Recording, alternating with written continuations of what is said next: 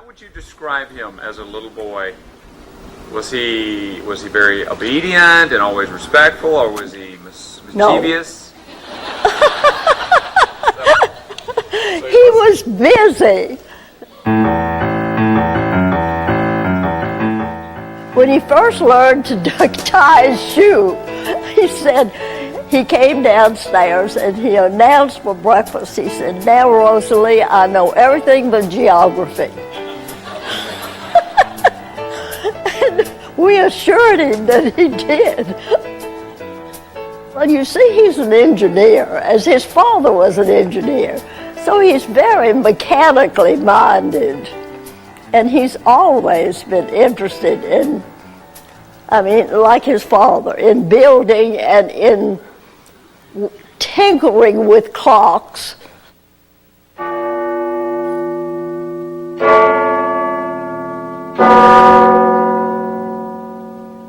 I can remember a lot of times we'd eat dinner and then the kids would go up there and he'd be in the shop messing with clocks, or he'd build something out of wood for us, or we'd have some little project or be repairing a piece of antique furniture. And I can remember spending a lot of time up there in his shop.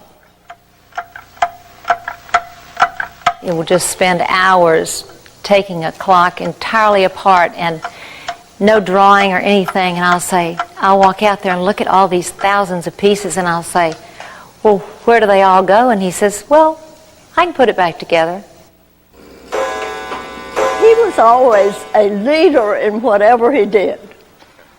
Gotcha. Not particularly scholastically, I might add.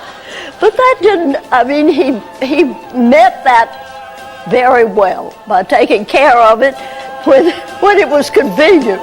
Every night I hope and pray, a dream lover. She said, "There's this darling guy that K.A. is really rushing, and I want you to meet him."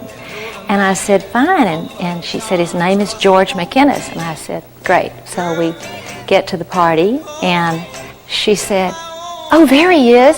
And she pointed over there, and I looked over there, and I said, "You mean that guy playing the trumpet and standing on top of the table? That's George?" And she said, "He's the one I have picked out for you." Dream lover, where are you? When we had three little ones, and I would come home at 5 o'clock after having left at 5:30 and say, "Boopy, I'm going to a JC meeting, and I'll be back at 8. And we got these three little kids, all from 6 to 2 years old, and she said, "Okay." So I don't have to dream alone. I would kind of consider my dad one of those that has the deal maker in him.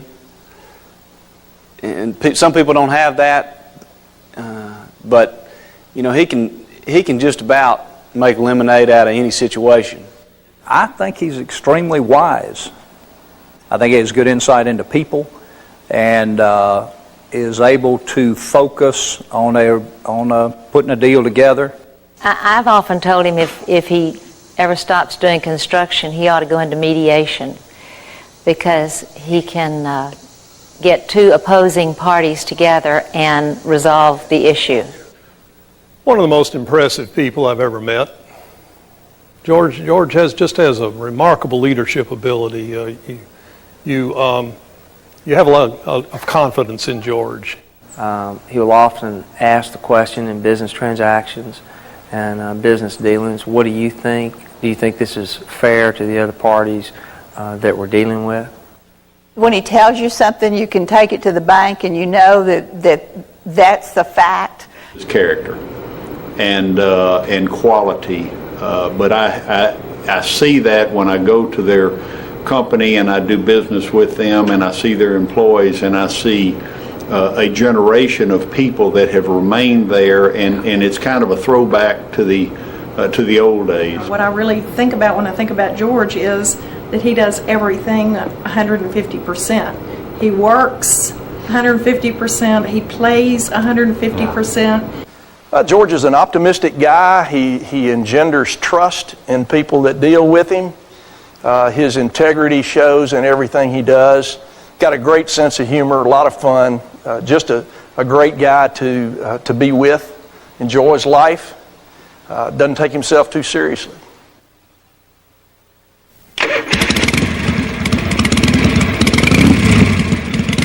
He asked the fellow if we can ride the bike, and the fellow said yes. And so we put our helmets on and rode up the road a little ways and pulled off the side of the road, and he said, he said, I'm going to buy this bike.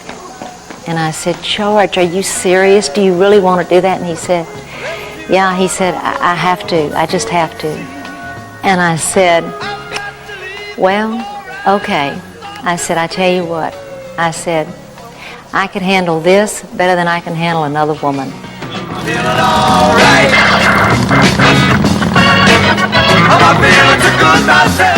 He and I have ridden quite a bit together, and there's so many times when we're out riding and we'll stop and do whatever, and we say, wouldn't it be nice just to keep going? And when I think of you, And actually, we have a grand time.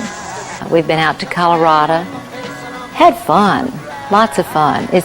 You have an entirely different sense of what the world is like when you're riding out in the open. One of the most fun times my oldest son has is he enjoys riding the Harley-Davidson motorcycle with him. Big Red. Just around the block, not too far. Okay. With a helmet.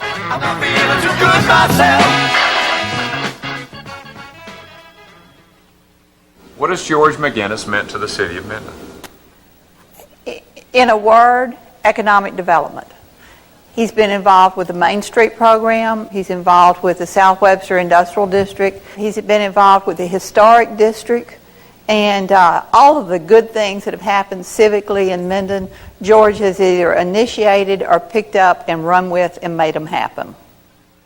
People talk about foundations of the church. George built most of our foundations. First Baptist Church, the Episcopal Church Edition, First Methodist Church, the Minden Civic Center, the Minden Bank, what used to be the Minden Bank, the People's Bank. Did you ever imagine that he would be this successful? Oh, of course.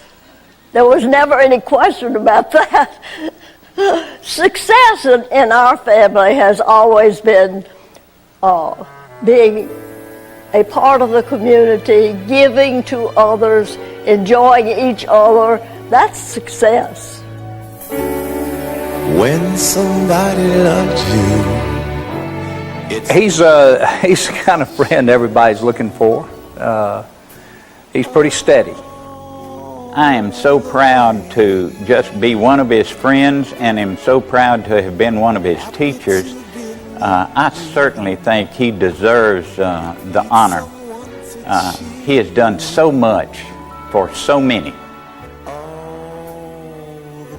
So I know one Christmas we met at Walmart, and just doing last minute things, and I saw him in there, and he said, "Hey, Irene." I said, "Hi."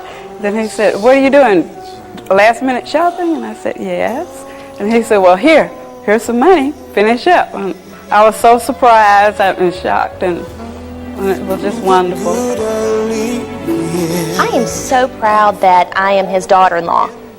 I am so proud that I am in this family, and I just feel that he has taught me so many lessons.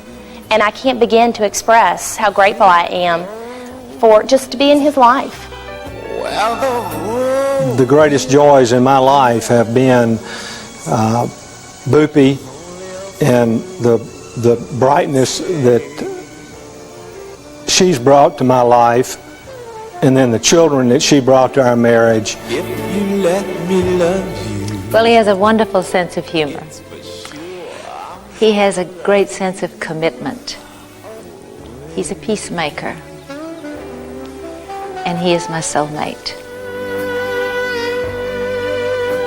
I cannot imagine having a father and a father figure that could have been better, or could be better even today, than George. I'm a blessed guy. I think my brother and sister feel the same way.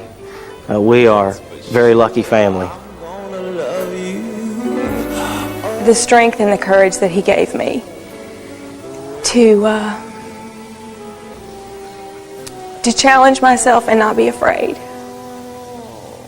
And that, I think, is when you discover life, it's the greatest thing you can ever have. But when you discover it for yourself. And he gave me the strength to do that.